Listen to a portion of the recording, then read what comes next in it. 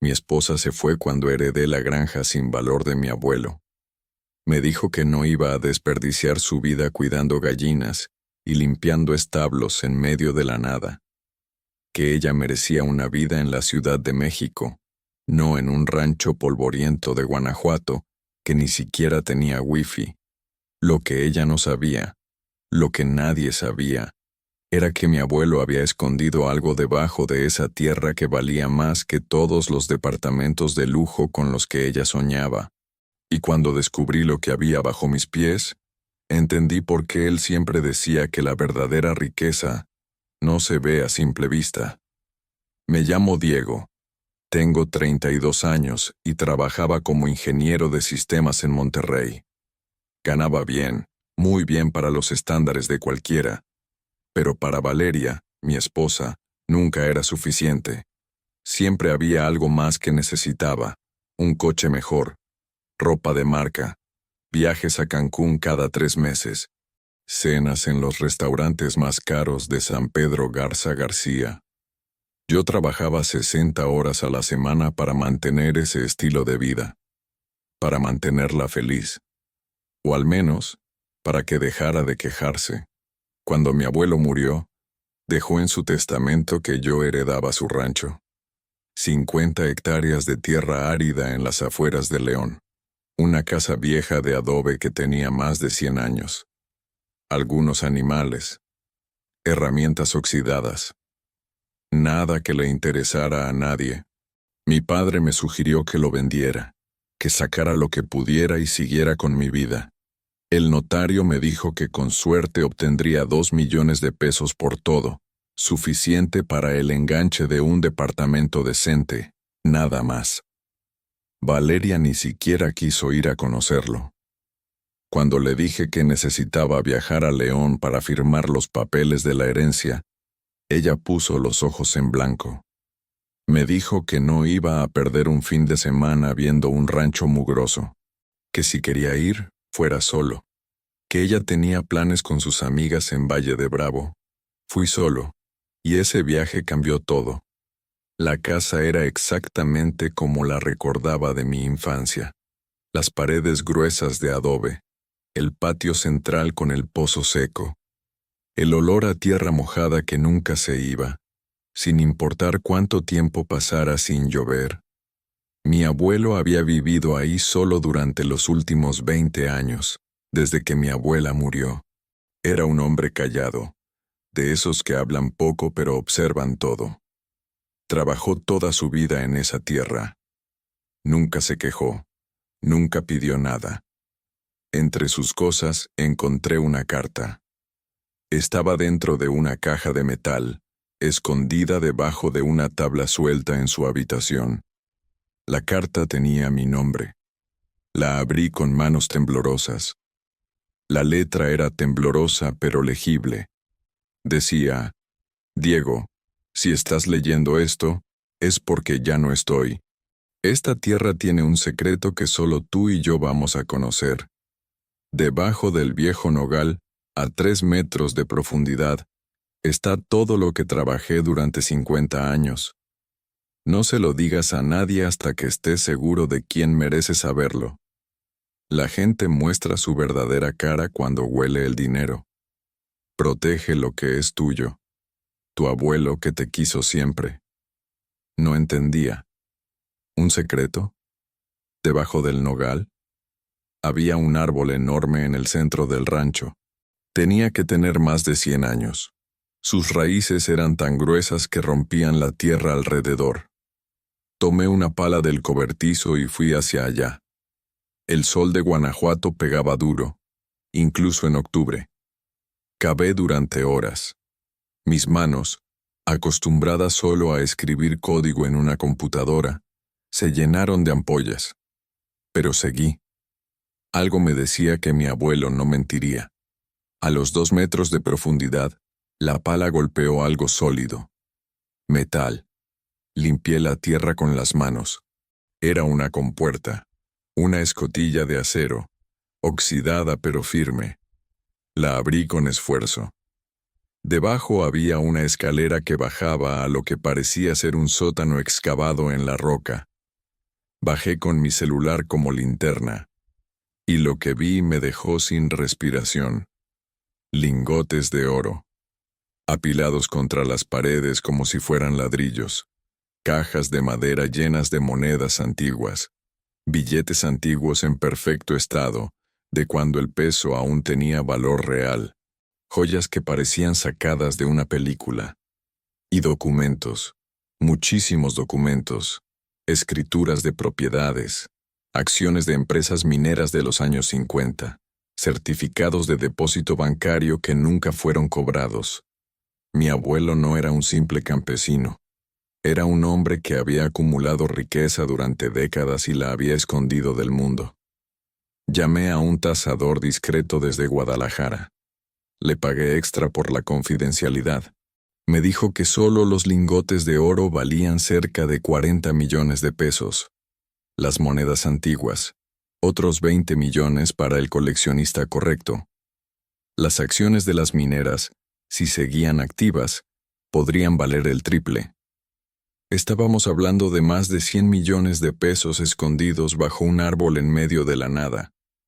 Volví a Monterrey sin decirle nada a nadie, ni a mi padre, ni a mis hermanos, y definitivamente no a Valeria.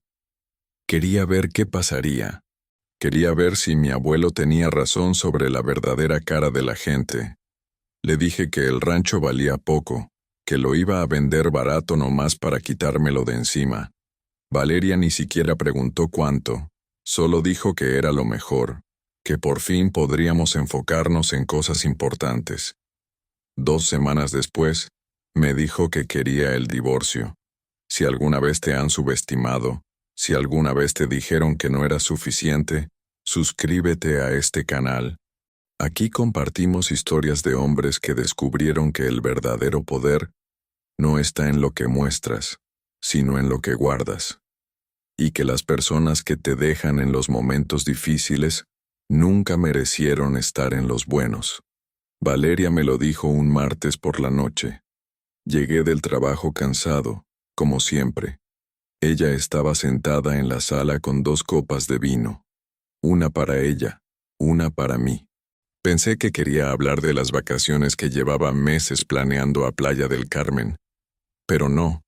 Me dijo que había conocido a alguien más, que llevaban saliendo 3 meses, que él sí tenía ambición, que él sí sabía cómo tratar a una mujer, que era arquitecto, tenía su propio despacho en San Pedro, y acababa de comprarle un BMW como regalo de cumpleaños adelantado. Me quedé callado, la dejé hablar. Me contó todo con una frialdad que me sorprendió, como si estuviera cancelando una suscripción de Netflix, no terminando 6 años de matrimonio. Me dijo que ya había hablado con un abogado, que la división de bienes sería simple porque técnicamente yo no tenía mucho. El departamento donde vivíamos estaba a nombre de sus padres. Mi coche tenía 3 años y ya no valía gran cosa. Mi cuenta de banco, después de pagar todas sus tarjetas de crédito cada mes, nunca superaba los 50,000 pesos. Ella quería la mitad de eso y nada más. Quería terminar rápido, limpio, sin drama. Le pregunté si alguna vez me había querido. Se encogió de hombros. Me dijo que al principio sí, cuando yo tenía proyección, cuando pensaba que yo iba a ser más que un ingeniero promedio, pero que con el tiempo se dio cuenta de que yo no tenía lo necesario para llegar más arriba, que me conformaba con poco, que no tenía la mentalidad de un ganador, sus palabras exactas, y que ella no iba a desperdiciar su vida con alguien que heredaba ranchos sin valor en lugar de construir un imperio. Firmé los papeles de divorcio una semana después. No pedí nada, no peleé. Le di los 25,000 pesos que pidió y me fui del departamento con mi ropa y mi computadora. Me mudé a un estudio pequeño en Guadalupe. Ella se mudó con el arquitecto a una casa en Carretera Nacional. Vi las fotos en Instagram. Piscina infinita, vista a las montañas, cochera para 4 autos, Ella lucía feliz, radiante. Subía historias todos los días mostrando su nueva vida. Cenas en restaurantes de manteles largos, bolsas de Louis Vuitton, zapatos de Louboutin, todo lo que siempre quiso. Mientras tanto, yo empecé a mover el tesoro de mi abuelo. Contacté a casas de subastas internacionales, a coleccionistas privados, a compradores de oro certificados. Vendí los lingotes en partes, para no levantar sospechas. Las monedas antiguas se fueron a un coleccionista en Suiza que pagó en dólares. Las acciones de las mineras resultaron ser de empresas que seguían operando, ahora fusionadas con corporativos más grandes. Valían 45 millones de pesos. Las vendí todas. En 3 meses, tenía 120 millones de pesos distribuidos en 5 cuentas bancarias diferentes, y nadie lo sabía. No cambié mi estilo de vida. Seguí yendo al trabajo. Seguí manejando mi coche viejo. Seguí viviendo en el estudio de Guadalupe. Pero empecé a hacer movimientos. Compré un edificio de oficinas en el centro de Monterrey que estaba en remate bancario. Lo pagué en efectivo, a través de una empresa fantasma. Compré participación en 3 startups tecnológicas que estaban buscando inversionistas. Me hice socio silencioso de 2 restaurantes en Valle Oriente. Puse dinero en bienes raíces en Querétaro y Mérida. Todo discreto, todo estratégico, todo invisible. Pasaron 4 meses. Valeria seguía con el arquitecto. Seguía subiendo fotos de su vida perfecta. Hasta que un día dejó de subir contenido. Durante 2 semanas, nada. Ni fotos, ni historias, ni actualizaciones. Me pareció extraño, pero no le di importancia, hasta que recibí un mensaje de ella. Me pedía que nos viéramos, que necesitaba hablar conmigo, que era urgente. Quedamos en un café en San Pedro. Llegó en un Uber. Eso ya me dijo todo. El BMW que tanto presumía ya no estaba. Se veía cansada, ojeras profundas, el cabello sin el brillo de siempre. Se sentó frente a mí y empezó a llorar. Me contó que el arquitecto la había dejado, que resultó que el despacho no era suyo, era de su papá, que la casa tampoco era suya, que el BMW estaba financiado y no podía pagar las mensualidades, que todo era fachada, que cuando ella quiso formalizar la relación, él le dijo que solo estaba pasando el rato, que nunca fue nada serio, que se buscara la vida. Me pidió perdón. Me dijo que había cometido un error, que se había dejado llevar por las apariencias, que yo siempre fui un buen hombre, que quería volver, que podíamos empezar de nuevo, que ella había aprendido la lección. ¿Tú qué hubieras hecho en mi lugar? ¿Le habrías dado una segunda oportunidad? Dime en los comentarios si crees que la gente realmente cambia o solo vuelve cuando necesita algo. La vi llorar durante 10 minutos sin interrumpirla. Dejé que sacara todo. Que me contara cómo el arquitecto la había usado. Cómo sus amigas la habían abandonado cuando ya no podía pagar las cuentas en los restaurantes caros. Cómo sus padres le habían dicho que esto era culpa suya, que había dejado ir a un buen hombre por perseguir fantasías, que ahora estaba viviendo en el cuarto de visitas de la casa de ellos, que no tenía trabajo porque nunca había trabajado en su vida, que me necesitaba, que yo era la única persona que realmente la conocía. Tomé un trago de mi café. Lo dejé hablar. Esperé a que terminara. Cuando finalmente se quedó en silencio, mirándome con esos ojos hinchados esperando que yo dijera algo reconfortante, le pregunté algo simple. Le pregunté si ella creía que yo había cambiado en estos 4 meses. Se limpió las lágrimas y me dijo que no, que yo seguía siendo el mismo Diego de siempre, noble, confiable, predecible. Dijo predecible como si fuera algo bueno. Como si ser predecible significara que ella podía regresar cuando quisiera y yo estaría ahí esperándola. Le dije que tenía razón, que yo no había cambiado, pero que ella tampoco, que seguía siendo la misma mujer que me dejó porque yo no era suficiente, que volvía no porque me extrañara, sino porque se había quedado sin opciones, que yo no era su primera opción, era su plan de respaldo, su última alternativa, y que eso no era amor, era conveniencia. Se enojó, me dijo que yo no entendía, que ella había pasado por mucho, que merecía comprensión, que los errores se perdonan. Le dije que sí, que los errores se perdonan, pero que las decisiones calculadas no, que ella no cometió un error. Ella tomó una decisión fría y pensada de dejarme por alguien que creía que tenía más dinero, y que ahora que ese plan falló, quería volver al anterior. Como cambiar de canal cuando el programa que elegiste resultó aburrido. Me levanté de la mesa. Le dejé 200 pesos para que pagara su Uber de regreso. Le dije que le deseaba lo mejor, que esperaba que encontrara lo que buscaba, pero que no lo iba a encontrar conmigo. Se quedó sentada, en shock. Creo que esperaba que yo la abrazara, que le dijera que todo estaría bien, que volviéramos a intentarlo, pero yo ya no era ese hombre. O tal vez siempre fui este hombre, y ella nunca se dio cuenta. Salí del café y manejé directo al rancho en León. Había empezado a renovarlo. Contraté a los mejores arquitectos de Guanajuato. Diseñamos una casa moderna dentro de la estructura de adobe original, paneles solares, sistema de captación de agua de lluvia, internet de alta velocidad vía satélite. Convertí 20 hectáreas en un viñedo, las otras 30 en un rancho de caballos pura sangre. Invertí 10 millones en la renovación completa. El lugar que Valeria llamó un rancho sin valor ahora valía el triple de eso. Y eso sin contar lo que seguía enterrado bajo el nogal. 2 semanas después de nuestro encuentro en el café, Valeria empezó a investigar.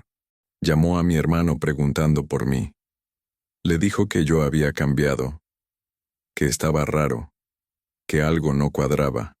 Mi hermano, sin saber nada del tesoro, le contó que yo había renovado el rancho del abuelo, que había puesto dinero en negocios, que parecía que me estaba yendo bien.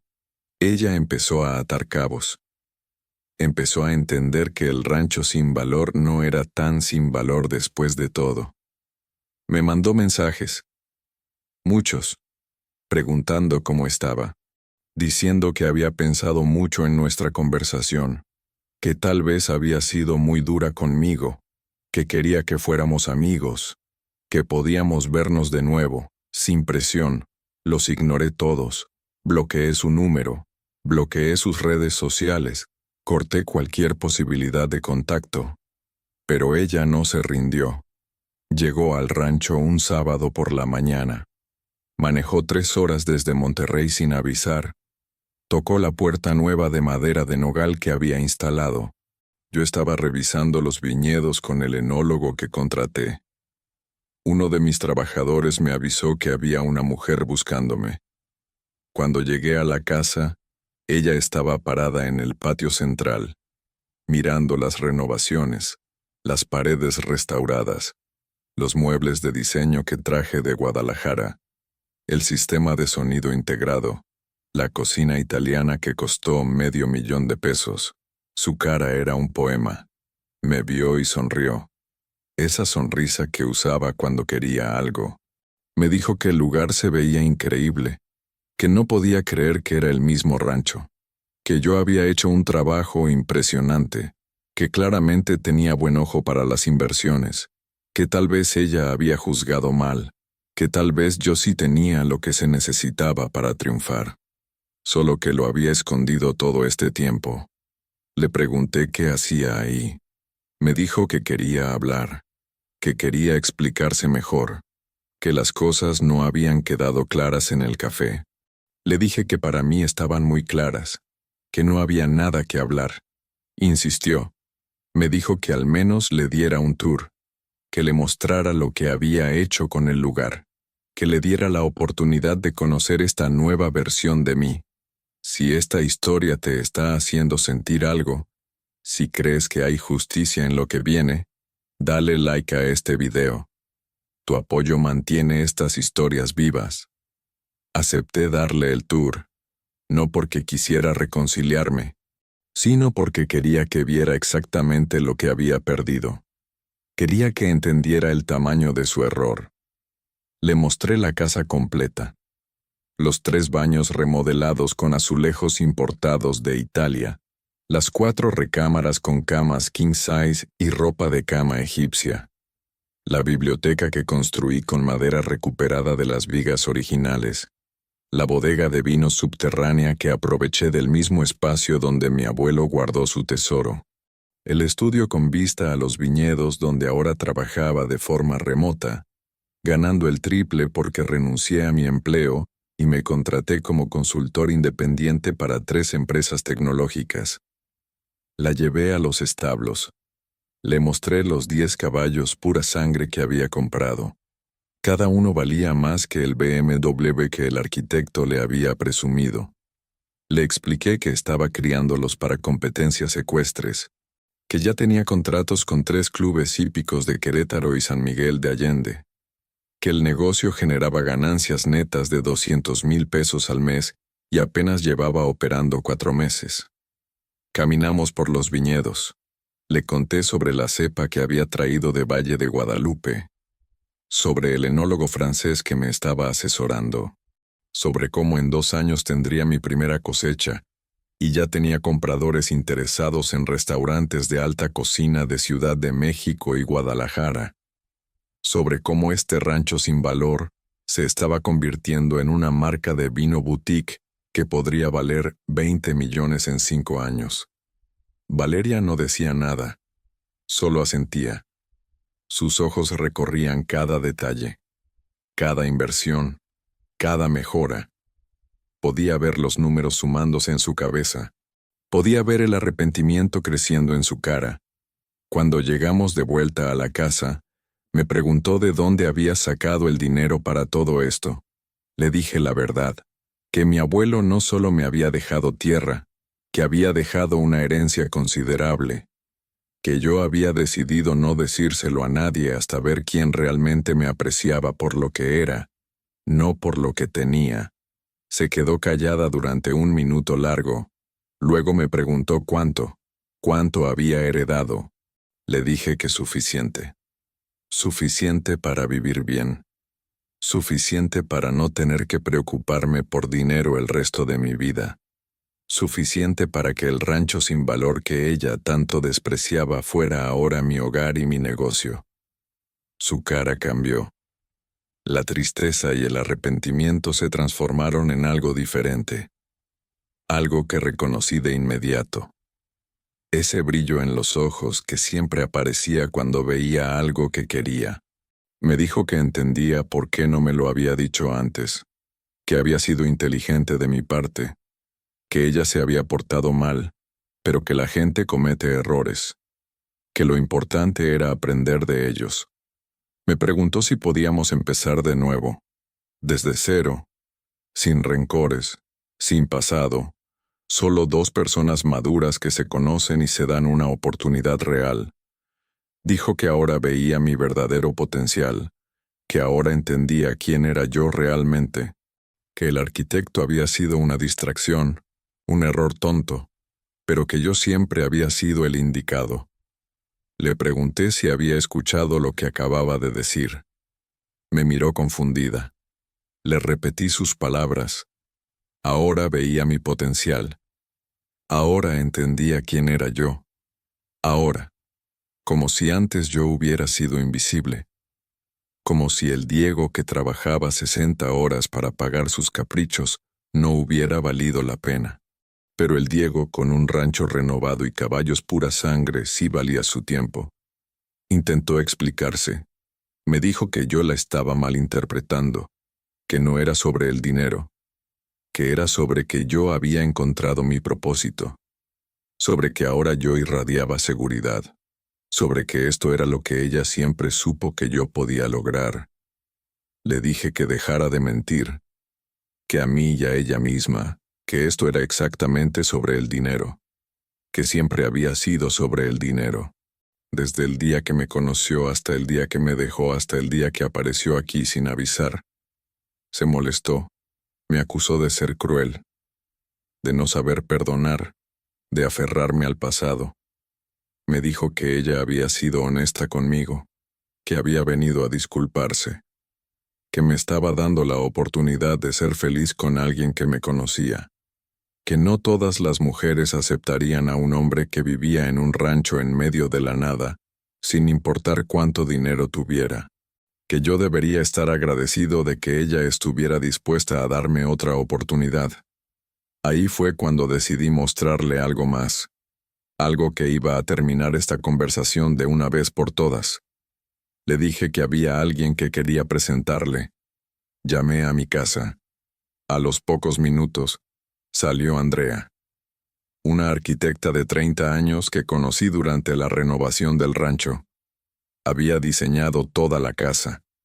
Nos hicimos amigos durante el proyecto. Luego algo más. No era como Valeria. No le importaba cuánto dinero tenía. De hecho, cuando nos conocimos, ella ganaba más que yo. Era inteligente, independiente. No necesitaba que nadie la mantuviera. Y eso la hacía 1000 veces más atractiva que cualquier mujer que midiera el amor en pesos. Andrea me saludó con un beso.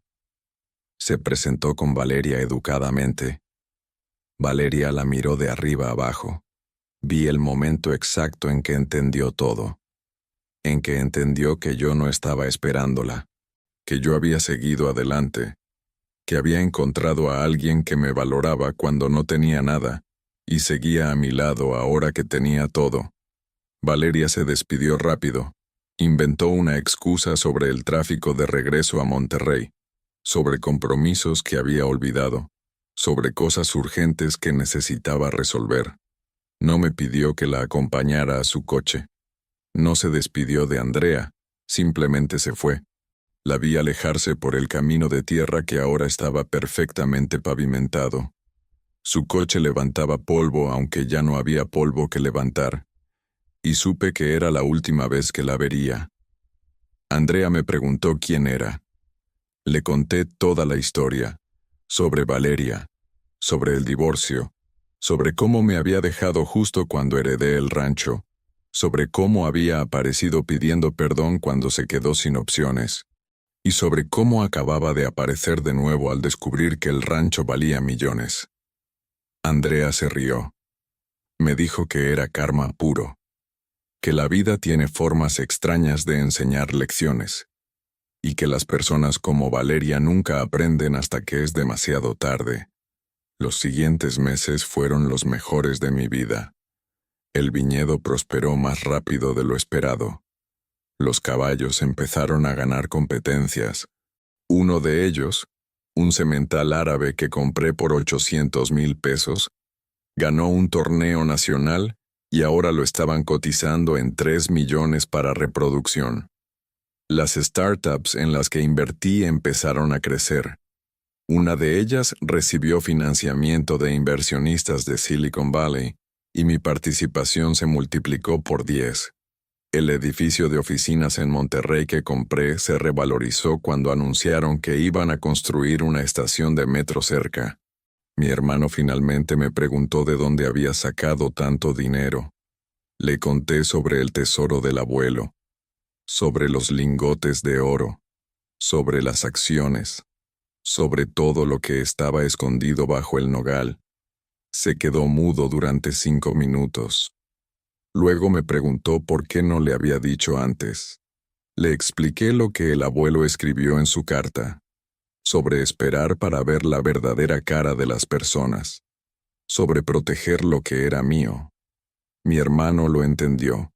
Me dijo que el abuelo siempre fue el más sabio de todos, que había jugado su última carta magistralmente desde la tumba. Un año después del divorcio, recibí una notificación legal. Valeria me estaba demandando. Alegaba que yo había ocultado bienes durante el proceso de separación, que tenía derecho a la mitad de la herencia, porque seguíamos casados cuando mi abuelo murió. Su abogado presentó documentos, fotos del rancho renovado, registros de las compras que había hecho, screenshots de artículos de periódicos locales sobre el viñedo y los caballos. Habían investigado todo. Contraté al mejor abogado de Monterrey, un tiburón corporativo que cobraba 20,000 pesos la hora. Le mostré todos los documentos. El testamento de mi abuelo estaba fechado 6 meses antes de su muerte. En él especificaba que la herencia era exclusivamente para mí, que ninguna parte podía ser reclamada por cónyuges, parejas o terceros. Mi abuelo había sido meticuloso.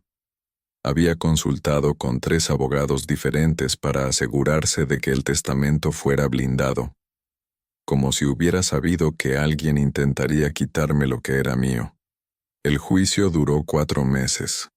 Valeria gastó todo lo que le quedaba pagando abogados. Sus padres tuvieron que hipotecar su casa para financiar el caso. Perdieron. El juez determinó que la herencia era exclusiva e intransferible, que yo no tenía obligación de revelarla durante el divorcio, porque técnicamente no era parte de los bienes gananciales, que el testamento era legal y válido. Valeria tuvo que pagar las costas del juicio, 50,000 pesos que no tenía. Sus padres terminaron vendiendo su casa para cubrir la deuda. La última vez que supe de ella, estaba trabajando como recepcionista en un hotel de Guadalupe. Vivía en un departamento compartido con 2 roommates. El Instagram que antes estaba lleno de lujos ahora estaba privado. Sus amigas de las bolsas caras y los restaurantes exclusivos habían desaparecido. El arquitecto se había casado con alguien más. La vida perfecta que había construido en su cabeza se había evaporado. Y todo porque apostó al caballo equivocado. Yo me casé con Andrea hace 3 meses. Fue una boda pequeña en el rancho. 50 invitados. Familia y amigos reales. Gente que estuvo ahí cuando no tenía nada y que celebraba sinceramente ahora que tenía todo. Mi hermano fue mi padrino. Mi papá lloró durante la ceremonia. Dijo que el abuelo estaría orgulloso, que yo había honrado su legado, que había protegido lo que era mío y había construido algo real sobre esos cimientos. El rancho ahora vale más de 50 millones. El viñedo produce 20,000 botellas al año que se venden en los mejores restaurantes de México. Los caballos generan ingresos constantes. Mis inversiones siguen creciendo, pero lo más valioso no es el dinero, es la paz. Es saber que la mujer que duerme a mi lado me quiere por quien soy, no por lo que tengo. Es entender que mi abuelo me enseñó la lección más importante de todas. El valor real de las cosas no se mide en pesos, se mide en lealtad. Valeria perdió todo persiguiendo una ilusión. Yo gané todo esperando el momento correcto. A veces la mejor venganza no es hacer nada, es simplemente vivir bien. Es dejar que la vida les cobre a las personas que te subestimaron. Es construir tu imperio en silencio mientras ellos se destruyen en público. Mi abuelo tenía razón. La gente muestra su verdadera cara cuando huele el dinero. Y cuando eso pasa, descubres quién realmente vale la pena. El rancho sin valor se convirtió en mi fortuna. Pero la fortuna real no estaba en el oro enterrado bajo el nogal. Estaba en aprender a reconocer el oro falso de las personas que solo brillan cuando les conviene. Si llegaste hasta aquí, si esta historia te impactó, déjame un comentario contando qué hubieras hecho tú en mi lugar. Comparte este video con alguien que necesita recordar que el verdadero poder no se regala, se construye en silencio. Y si aún no estás suscrito, ¿qué esperas? Aquí hay más historias de hombres que convirtieron la traición en triunfo. De hombres que entendieron que a veces perder a la persona equivocada es la mejor forma de ganar.